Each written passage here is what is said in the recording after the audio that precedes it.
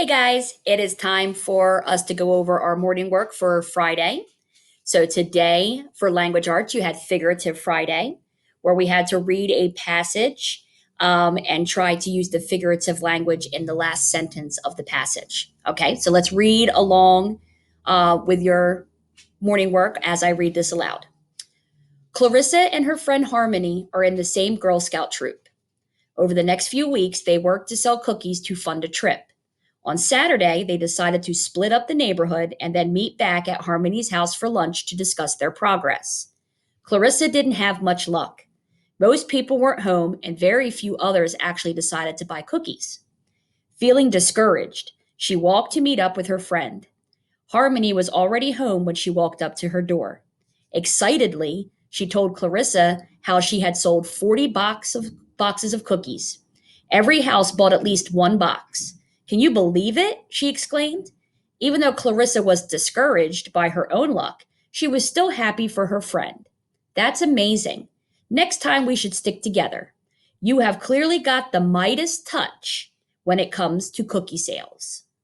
So our question is, what does the author mean by using the illusion, the Midas touch? Okay, so an illusion, that is a figurative language that an author will use to make a reference to something that's famous, that's outside of the story. Maybe a famous person, a famous event, a famous place, a famous piece of art. Okay. And it's a little hard, especially for fourth graders, to understand illusion because in order to understand it, you have to have background knowledge on these famous historical people or places or events. Okay, so you may have never heard of King Midas. King Midas is from Greek mythology. Okay, and he was a character who was given a wish by the god Dionysus, one wish. And he was a very greedy individual. And he had decided that with that one wish, he wished that anything he touched would turn to gold.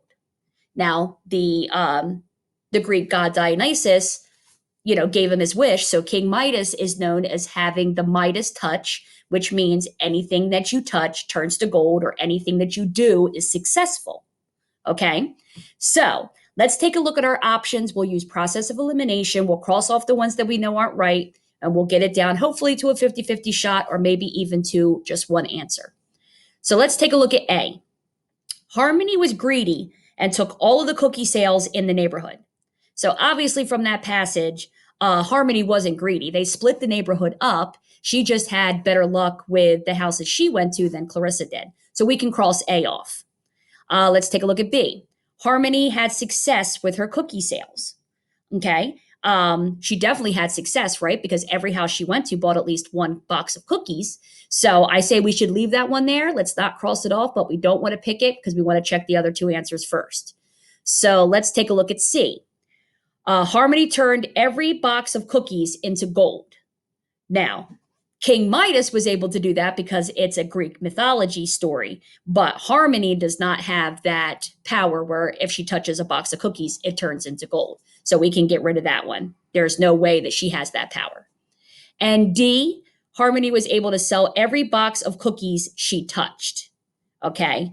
We could maybe leave that one. It's not a definite she didn't sell every box of cookies. I think she actually, in the story, she said she had sold 40 boxes of cookies. Every house bought at least one. So we don't know if that's all of her cookies, but she did end up selling a lot.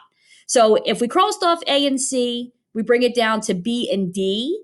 I hope that you're leaning more towards B because B is the answer.